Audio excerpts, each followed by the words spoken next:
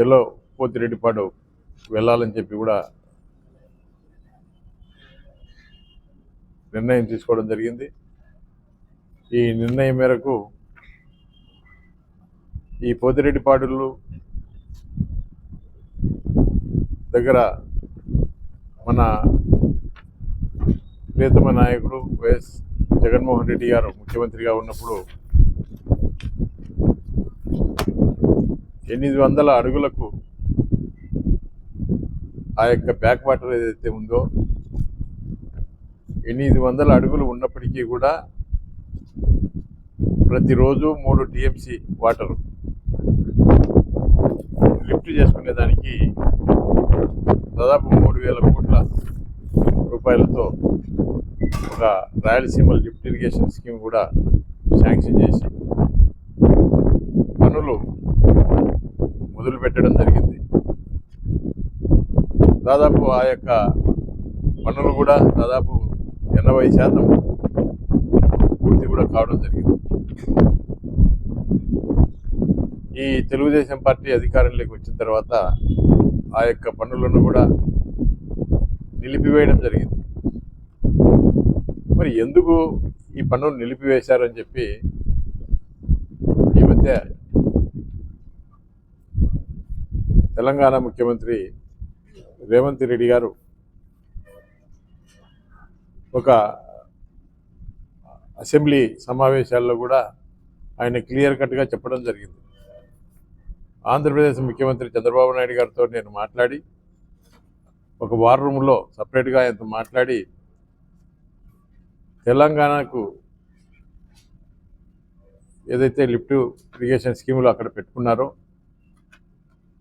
విద్యుత్ ఉత్పత్తి పేరుతో రోజు వాటర్ తీసుకుపోతూ ఉన్నారో వాటికి ఎలాంటి ఇబ్బంది జరగకుండా చంద్రబాబు నాయుడు గారితో మాట్లాడి రాయలసీమ లిఫ్ట్ ఇరిగేషన్ స్కీము నేను బంద్ చేయించడం జరిగింది, ఆపించడం జరిగిందని చెప్పి దానికి చంద్రబాబు నాయుడు గారు కూడా ఓకే చెప్పారని చెప్పి కూడా చెప్పడం జరిగింది.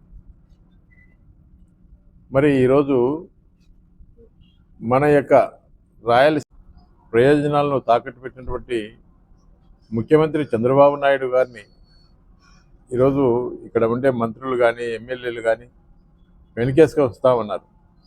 ఈరోజు ఇక్కడి రాయలసీమ ప్రజలు ఏమనుకుంటారు, మరి రాయలసీమకు సంబంధించిన ఈ యొక్క లిఫ్ట్ ఇరిగేషన్ కూడా మనం ఆపిస్తే ఏ విధంగా ప్రజలు ఆలోచన చేస్తారనే ఇంగిత జ్ఞానం కూడా లేకుండా ఈరోజు తెలుగుదేశం పార్టీ మరి ఆనాడు ఓటుకు నోటు కేసులో తెలంగాణ ప్రభుత్వానికి భయపడి మూటె ముళ్ళ అంతా కూడా సర్దుకొని వచ్చి ఈరోజు చివరకు ఆ తర్వాత వచ్చిన ముఖ్యమంత్రి రేవంత్ రెడ్డి గారికి కూడా దాసోహం చేసే కార్యక్రమం చేయడం జరుగుతూ ఉంది. మరి దీనికోసం అని చెప్పి మనం ఎటువంటి పరిస్థితుల్లో ఈ యొక్క రాయలసీమ లిఫ్ట్ ఇరిగేషన్ స్కీమ్ మనం పూర్తి చేస్తేనే రాయలసీమ వాసులకు అందరికీ కూడా పూర్తి స్థాయిలో మనం నీటిని ఇవ్వగలుగుతాం. మరి అదేవిధంగా ప్రతిరోజు 3 టీఎంసీ వాటర్ వస్తే మనకే కాదు, ఇప్పుడు మన ఈ యొక్క గోరకల్ రిజర్వాయర్ కానీ, అవుకు రిజర్వాయర్ కానీ, గంటికోట రిజర్వాయర్ కానీ, మరి అక్కడ నుంచి మరి అందరి ఇక్కడ ఈ సోమశీలకు కానీ ఇవన్నీ కూడా మనం వాటర్ ఇచ్చేదానికి అవకాశం ఉంది. ఈరోజు ఇప్పుడు చూసాం, ఇప్పుడు వాటర్ పూర్తిగా శ్రీశైలం డ్యామ్ నిండా వాటర్ ఉంది. మరి వాటర్ ఉన్నప్పటికీ కూడా ఈరోజు కేసీ కెనాల్కు వాటర్ ఇవ్వలేమని చెప్పి పేపర్లో చూస్తూ ఉన్నాం. అంటే ఈరోజు ఎవరు కూడా మాట్లాడే పరిస్థితులు లేరు. అందుకోసమే వైఎస్ఆర్ కాంగ్రెస్ పార్టీ ఒక ఉద్యమం రూపకంగా ఖచ్చితంగా దీన్ని ప్రజల్లోకి తీసుకొని పోవాలి. ఖచ్చితంగా జగన్మోహన్ రెడ్డి గారు ఏదైతే రాయలసీమ లిఫ్ట్ ఇరిగేషన్ స్కీమ్ ఏర్పాటు చేసినారో దాన్ని ఖచ్చితంగా ఇప్పటికే 80% పూర్తయింది కాబట్టి మిగతా 20% కూడా ఖచ్చితంగా పూర్తి చేయాలని చెప్పి మేము ప్రజల తరఫున వైఎస్ఆర్ కాంగ్రెస్ పార్టీ నిలదీస్తూ ఉంది, పోరాడుతుంది ఖచ్చితంగా. ఎందుకంటే ఇప్పటికే మరి పోలీసులు అక్కడ కొన్ని ఆంక్షలు కూడా విధించడం జరిగింది.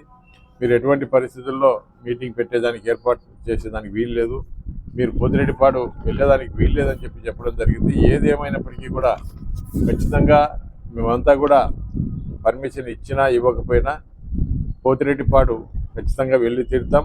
అందుకోసమే ఈరోజు చలో పోతిరెడ్డిపాడు అని చెప్పి మేము పిలిపించి 5వ తేదీన 10 గంటలకు అక్కడ ఒక పెద్ద బహిరంగ సభ కూడా ఏర్పాటు చేసి మరి ఈ రాయలసీమ ఏ విధంగా అన్యాయం జరిగింది, రాయలసీమకు మరి తెలుగుదేశం పార్టీ ఏ విధంగా అన్యాయం చేసింది, చంద్రబాబు నాయుడు ఏ విధంగా కుమ్మక్కైనారు, తెలంగాణ ప్రభుత్వంతో ఏ విధంగా కుమ్మక్కైపోయి ఈరోజు రాయలసీమ ప్రయోజనాలు తాకట్టు పెడతా ఉన్నారనే విషయాలను ప్రజలకు వివరింపజేసి ఖచ్చితంగా ఇది ఉద్యమ రూపకంగా మార్చి ఖచ్చితంగా ఈ యొక్క రాయలసీమ ఎత్తిపోతల పథకం అనేది ఖచ్చితంగా పూర్తి అయ్యే వరకు వైఎస్ఆర్ కాంగ్రెస్ పార్టీ పోరాడుతుందని చెప్పి తెలియజేస్తాము.